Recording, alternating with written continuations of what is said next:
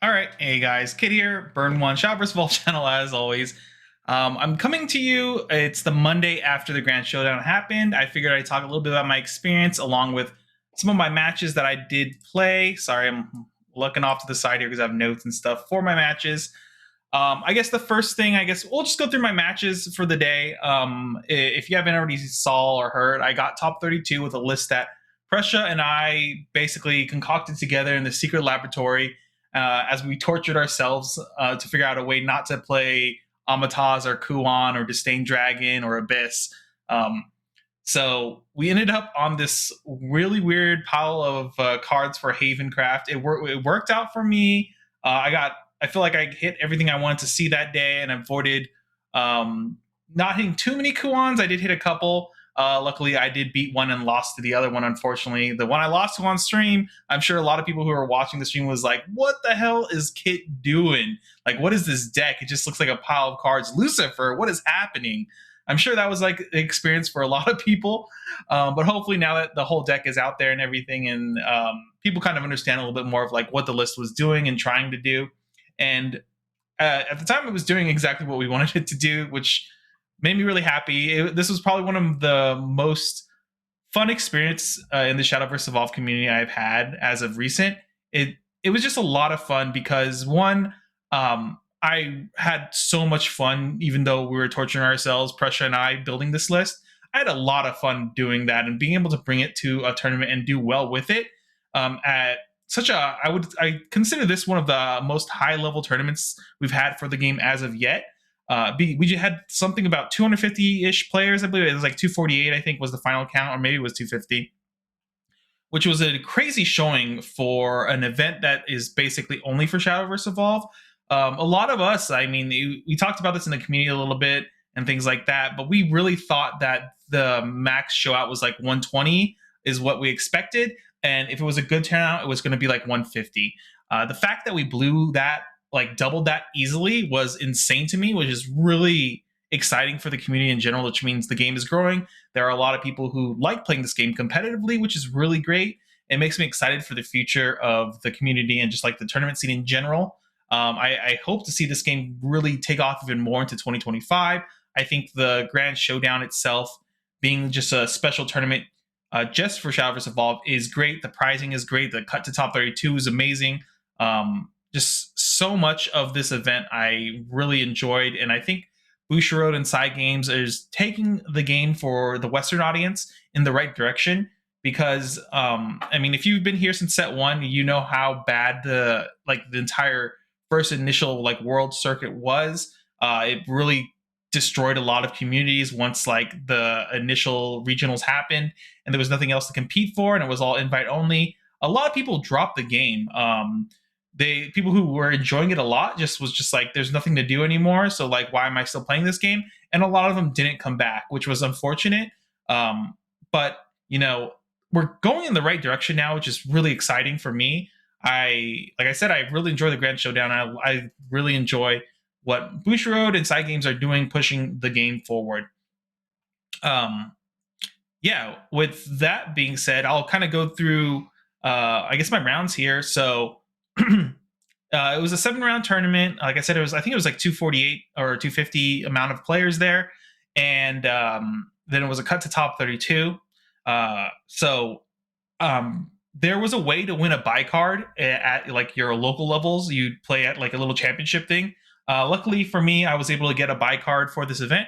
So my round one was a free win, which is always great to have. You know, a little less pressure on you to like play perfectly all day when you have your first round guaranteed win, which was nice. I think I was told at the end there was about 50-ish players who had buy cards at this event, which was a lot, obviously, but also we had like 250 players at the event, which was insane.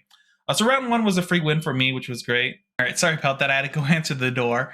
So you're going to see a little cut right here. But yeah, so round one, like I said, was a free win for me. It's always nice to have something like that as a buy card. You know, buy cards are really powerful when it comes to Bushiroad games and how they rate them in the Swiss, standings. So having a buy card is a really huge deal, actually, in these events, which is really great. Round two, I played against Yokai Abyss. It was a bit of like a Yokai Abyss control a little bit, but not completely that. But that matchup, if you saw our review of the deck and when Pressure and I talked about the deck, Abyss is one of the scarier matchups for this deck, especially if they start hand ripping a lot of things. Luckily, in this matchup, they didn't really play towards the hand ripping, which was great for me. And I was able to, get a lot of resources early through Sacred Plea. And then they made a mistake on like turn 7, I believe. They played Gensetsu and evoed it and pushed up only one token to start trying to clear one of my wards. And at that point, I had 4 floating play points, so I just banished away, used Acolyte's Light to get rid of Gensetsu, which kind of messed up their entire turn.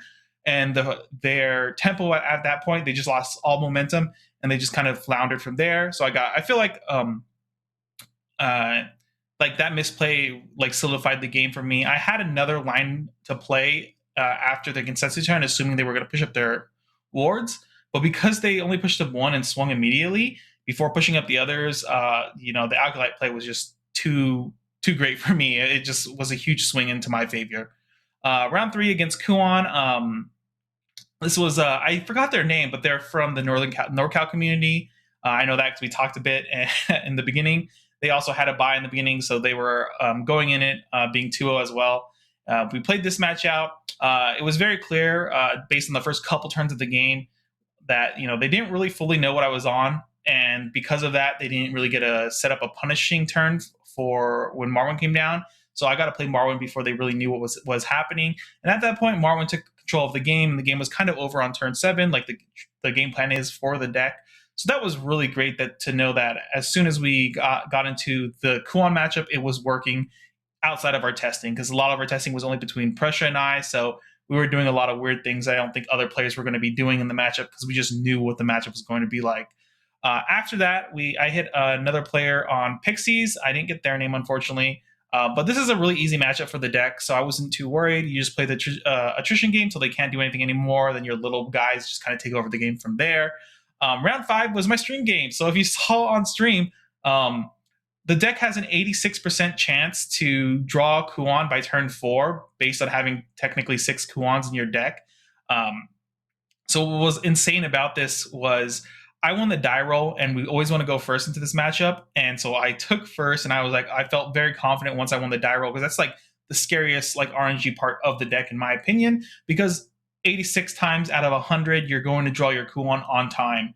Unfortunately, this game, if you watch the stream, I don't draw Kuon ever until the point where I have to search it out of my deck myself, like on turn like 7, 8, or 9 or something like that. But at that point, the game was kind of over. I didn't even get to play Marwyn on the board. I'm sorry if I was saying Kuon, but yeah, Marwyn, you guys know what I'm talking about. I didn't get to play it at all in that matchup, which was unfortunate. I kind of knew at the time by turn 4, if this wasn't happening, I probably lost the game. After that, when I was playing the game, I was just trying to figure out what is another way we can win. There was 2 options that came up. One of them was I can make a Hail Mary Lucifer play, but every time I looked at their grave, there was still a lot of stuff missing for like removal and things I was worried about them dealing with.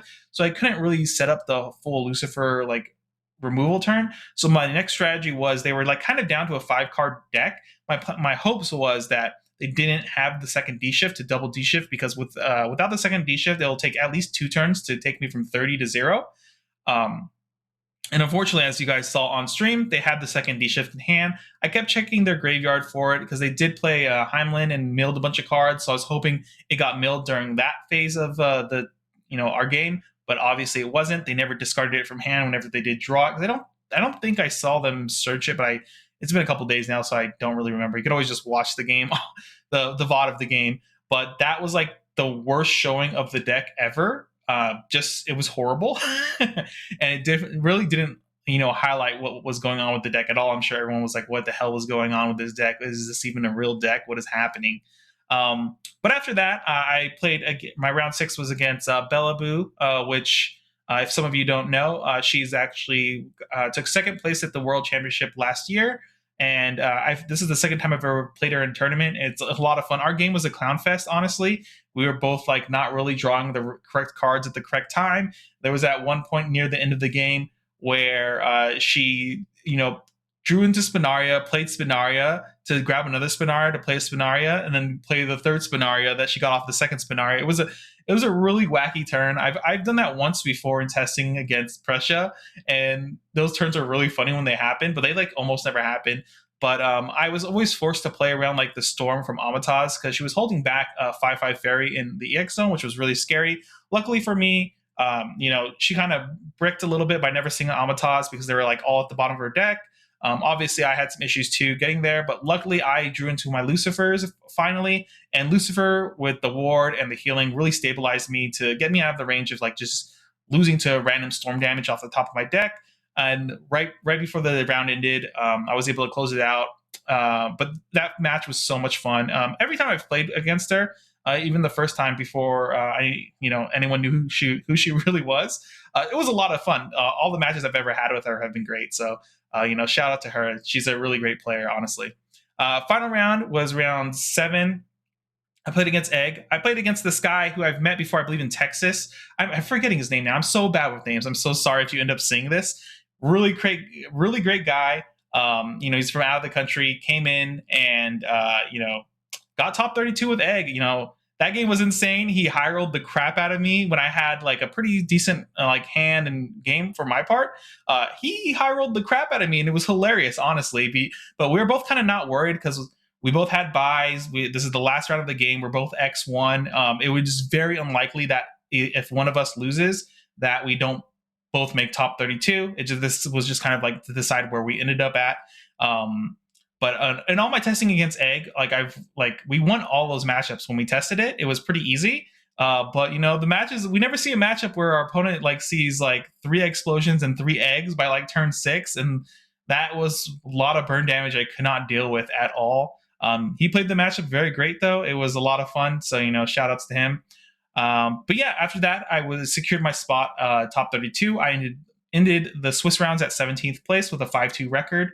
I felt pretty confident going to top 32, and my first matchup was into Sword, which was supposed to be a deck that I'm super heavily favored into. So I was really excited because at that point I was like, oh my god, as long as I don't brick or do anything crazy, this is kind of guarantees my top 16. And my goal at the end of the day was obviously to win the tournament, but my goal minimum at the very least is I really wanted top 16 because I wanted that playmat really bad. And obviously if I could have got the Gillenese promo cards as well, which I really wanted ever since that card was revealed in JP, the alt art one. I really wanted it really bad, and I really wanted to win it.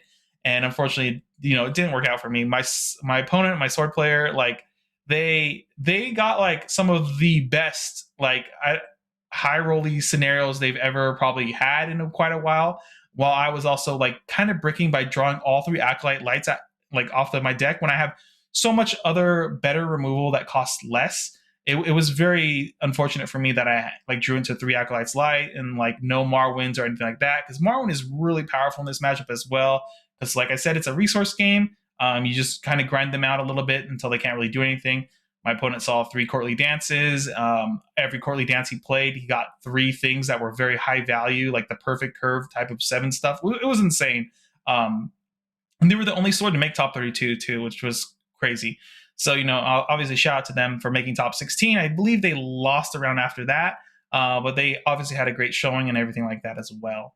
But yeah, that was kind of my entire run. I'm going to kind of talk a little bit more about the great stuff that went on at this event. And I hope, Bushiroad in the future continues to do these things, especially for the Shadowverse Evolve community. I think it's really important for our game to grow, is that we need more events like the Grand Showdown. It's really important that I like that they bundle, Shadowverse Evolve in the BCS and what's the other series called? It's Springfest, I believe it's usually called. Though I like that I can go to those mega tournament things and have a lot of fun there, but it's really nice to be able to go to a tournament only catered to us. It had a stream.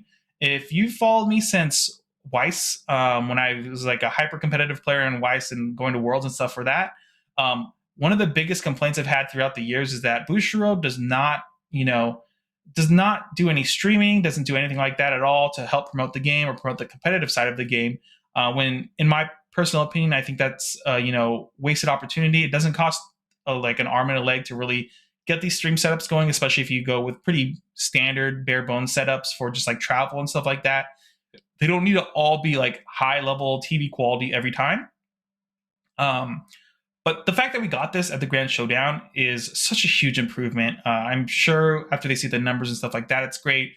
For example, one of the games I'm now currently playing, the whole reason I even like really ended up thinking about playing the game was because I stumbled on a stream of Grand Archive. If you guys know that TCG, I found a tournament of theirs and was like skimming through it and like watching the live stream. I was like, this game looks interesting. I looked into it a little bit more. Luckily, too, if you guys know like Skaz, Shepard, Pressure, and stuff, we're all kind of interested at the same time, and we've been playing it like on the side a little bit.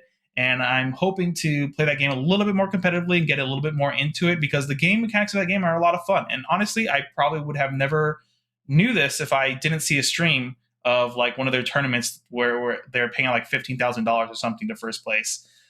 So yeah, like these streams do catch people who like playing TCGs competitively and whatnot into like trying out the TCG. They see there's a big scene. There's like 300 players at this event. They're all competing, and the game looks really interesting. And that was the reason I got into the game. So I hope that moving forward, Bushiroad and Cygames or whoever's handling all this, they continue doing these streams for all these events because I think it's I think the cost and the return you get on your investment of just making a stream for your event will pay off in the end.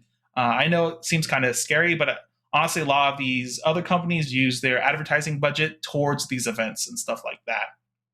So that's some of like the great parts of this that happened at this event. I think it was incredibly well run. It was very efficient and very quick. They even when we cut to top 32, I was really afraid of how long deck check was going to take. It did take quite a while, but I mean there's 32 players, but they were really efficient about it, which was great. So we kind of got it done in about an hour and a half ish, I would say. I didn't keep the exact time, but they got it done fairly quickish, which was good.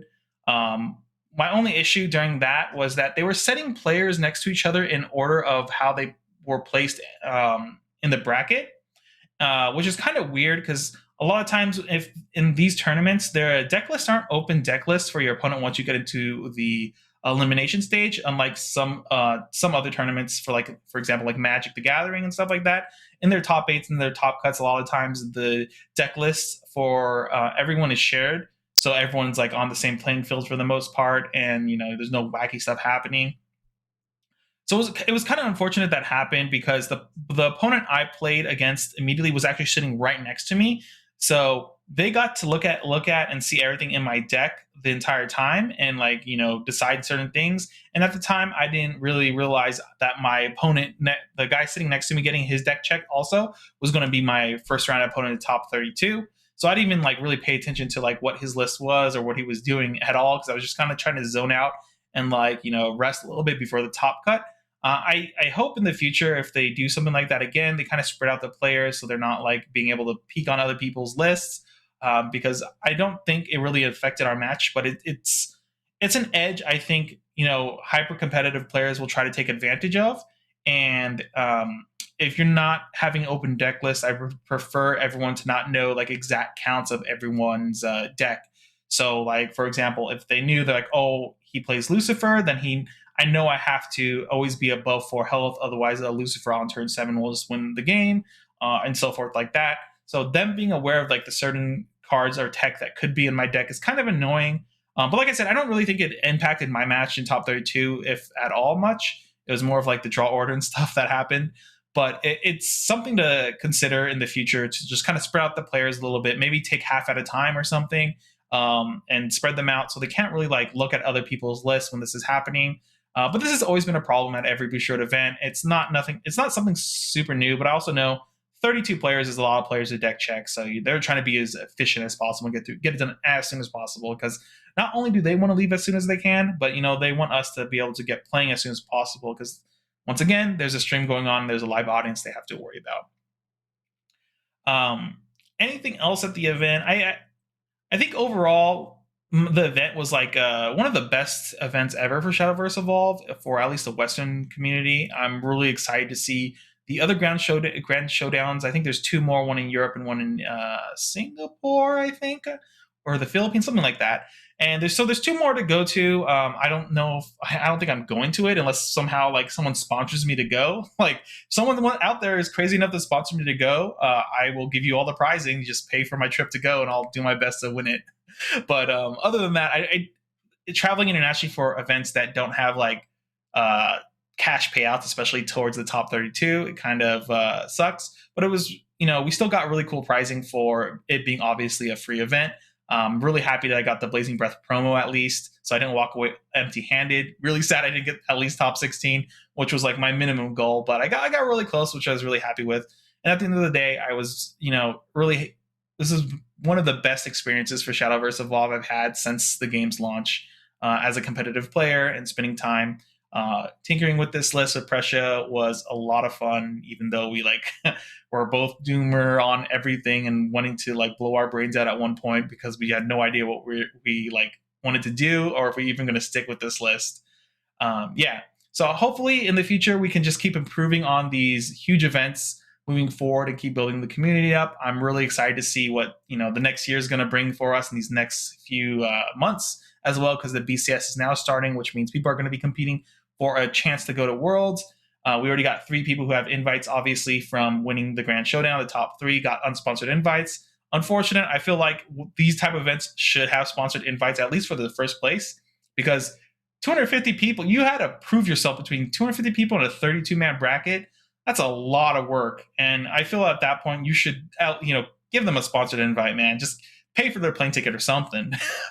But on the bright side, there was a lot of great pricing for this event. The entry prize was great. The top 32 pricing, 16 and 8, were great. And I'm sure everyone in top 8 was left very happy that day. I think with that being said, I'm just going to end it here. Thanks for watching, guys. And, hopefully Bushiroad and Side Games continue to keep growing the community the way it has. Like I said, this event kind of blew me away on how many people showed up, which makes me excited for the coming year of competitive play for Shadowverse Evolve. And I hope to see you guys all at other events in the future. Don't be afraid to come up and say hi to me or whatever. I ran into like 3 or 4 people who came up and like, oh, are you Kit from Burn 1? And it was really cool to see you guys. I really appreciate it. And, it keeps me motivated even more if I like see these people. I'm always really grateful that you guys even spend time watching any of my garbage content. I have a lot of fun making it and figuring things out, and I enjoyed the competitive side of this game a lot, and this community has been great. With that being said, guys, hopefully we'll see you guys in the next video, and hopefully I see you at your next regional. Later, everyone.